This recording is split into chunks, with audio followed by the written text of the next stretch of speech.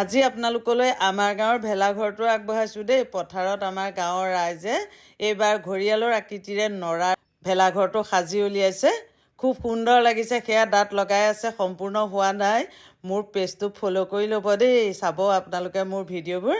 আৰু সম্পূৰ্ণ হোৱাৰ পিছত ৰাতিৰ ফূৰ্তিখিনি চাওকচোন গাঁৱৰ ৰাইজৰ।